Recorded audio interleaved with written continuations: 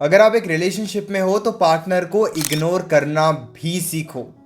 नमस्कार दोस्तों, मैं हूं श्रावण और आप देख रहे हो श्रावण की बातें। इग्नोर क्यों करें हम पार्टनर को? हम तो पार्टनर से इतना ज़्यादा प्यार करते हैं, पार्टनर की इतनी ज़्यादा केयर करते हैं। हमें तो इस रिलेशनशिप को अच्छा बनाना है। तो आखिर हम रिलेशनशिप में पार्टनर को इग्नोर करके हमारे रिलेशनशिप को अच्छा कैसे बना सकते हैं? देखो, सबसे पहले ना अपने माइंड में एक बात बहुत अच्छे से क्लियर कर दो।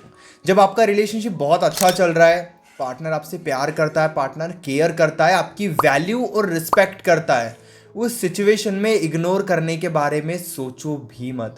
हमें पार्टनर को इग्नोर नहीं करना है, हमें पार्टनर की बुरी आदतों को इग्नोर करना है ताकि वो आदतें कम हो सके।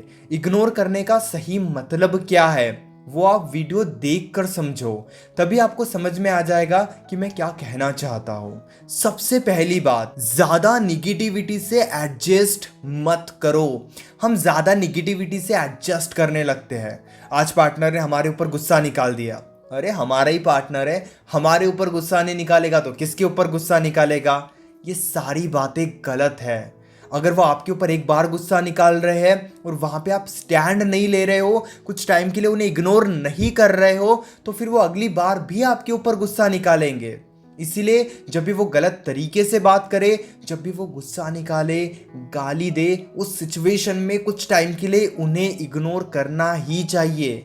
अगर आप उन्हें बहुत आसानी से माफ कर दोगे, जरा भी इग्नोर नहीं करोगे, तो वो अगली बार गलती करने से पहले जरा भी नहीं सोचेंगे।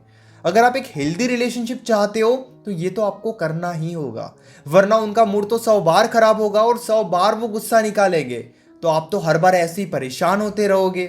इसीलिए कुछ बातें जो आपको बहुत अच्छे से समझने की ज़रूरत है वो ये है कि आप बैलेंस करके चलो, सही तरीके से चलो। आप इस तरीके से कंफ्यूज होकर नहीं चल सकते। एक रिलेशनशिप में कंफ्यूज होकर चलोगे तो परेशान ही होते रहोगे। जब भी वो निगेटिविटी बताए, जब भी वो गलत तरीके से बात करे, जब भी वो ऐसी कोई बात करे जिस वजह से आपको हर्ट हो रहा है, तो कुछ टाइम के लिए उन्हें इग्नोर करो ताकि उस नाराज़गी को वो समझे और अपने आप में बदलाव लाए। हम क्या करते हैं, सोचते हैं नहीं, उन्होंने एक बार माफ़ी मांगी, हम माफ़ कर देते हैं। कुछ लोग तो ऐसे होते हैं कि बिन माफ़ी मांगे ही उन्हें माफ़ कर देते हैं। उन्होंने गाली दी, अब उनको ही समझाने के लिए हम उनके पीछे लग गए, तो उन्हें तो उनकी गलती नज़र ही नहीं आएगी। जहाँ पे वो गलत तरीके से बात कर रहे हैं, गाली देकर, गुस्सा निकाल कर, रिस्पेक्ट नहीं दे रहे हैं, वहाँ पे आप उन्हें कुछ टाइम के लिए इग्नोर करो ही करो। जैसे मैं आपको कह दूं कि आप बेवकूफ़ हो, आप मुझे कुछ टाइम के लिए इग्नोर करो, मुझे खुद ही समझ में आ जाएगा कि मैंने जो बोला है वो गलत है और उस वजह से आप हर्ट हुए हो। लेकिन हम ऐसा नहीं करते हैं, हम डरते हैं पार्टनर को खोने से। अगर इतना ही डर कर रिलेशनशिप में चलोगे तो बार बार वो अपना गुस्सा आपके ऊपर निकालेंगे। इसलिए इतना डर कर भी रिलेशनशिप में मत चलो। दूसरी बात, हमेशा 100% उनके मूड के हिसाब से मत चलो। और हम यही गलती करते हैं, हम हमेशा उनके मूड के हिसाब से चलते हैं। अगर उनकी इच्छा है बात करने की तो हम हमारी जिंदगी के सारे काम छोड़ के उनसे बातचीत करने में लग जाएंगे, और ये काफ़ी ज़्यादा गलत है। अगर उनकी इच्छा है बात करने की तो हम बात करेंगे, अगर उनकी इच्छा नहीं है बात करने की तो हम 2-3 दिन बात नहीं करेंगे। अगर वो सुबह बिजी है तो सुबह बात नहीं करेंगे, अगर वो शाम को फ्री है तो शाम को बात करेंगे।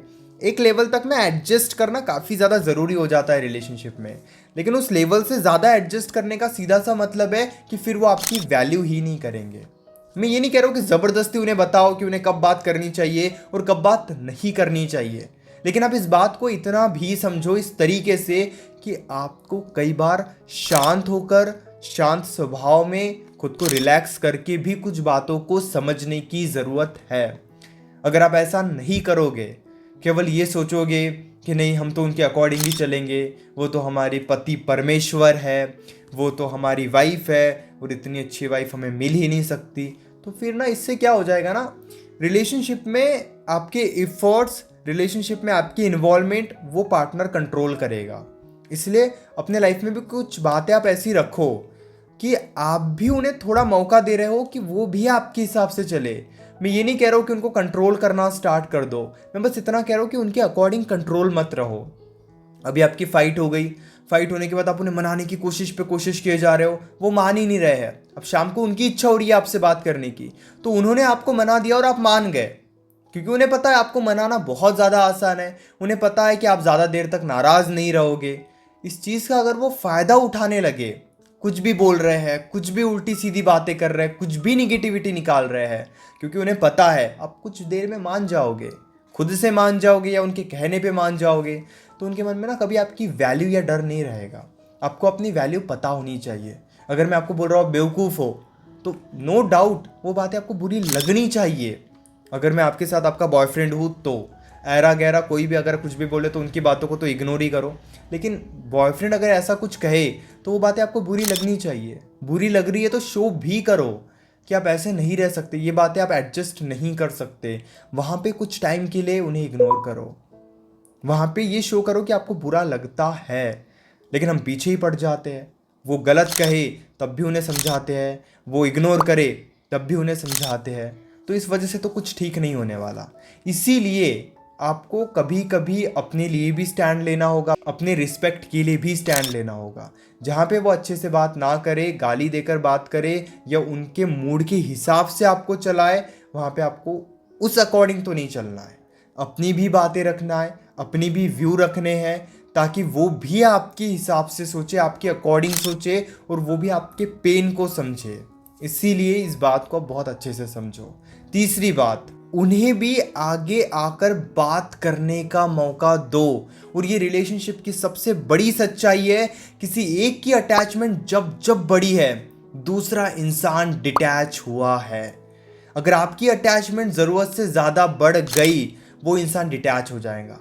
सुबह भी आप ही मैसेज कर रहे हो, आफ्टरनून में भी आप ही कॉल कर रहे हो, इवनिंग में भी आप ही कॉल कर रहे हो, नाइट में भी आप ही कॉल कर रहे हो, यानी कि आप ही ज़रूरत से ज़्यादा इन्वॉल्व हो रहे हो, तो उन्हें तो आपसे बात करने का कभी मौका मिलेगा ही नहीं।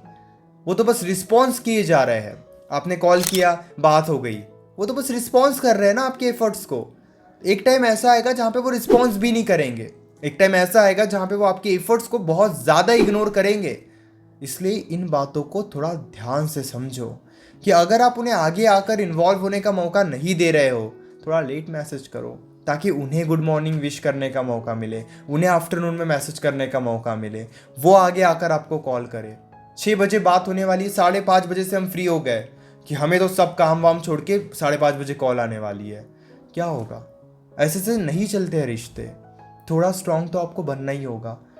अगर आप पूरे तरीके से उनके हिसाब से चल रहे हो, तो बुरा वक्त जब रिलेशनशिप में आएगा तब भी उनके हिसाब से ही चलो। फिर तब क्यों शिकायत करते हो?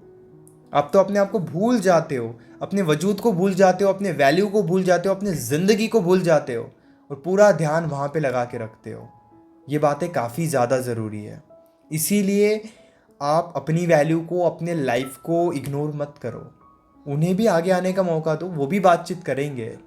मैं आपको ईगोइस्टिक होने नहीं बोल रहा हूँ, मैं आपको एटीट्यूड दिखाने नहीं बोल रहा हूँ, मैं केवल आपको कह रहा हूँ स्ट्रांग बनकर चलो। वो भी कॉल करेंगे, आप मौका तो दो।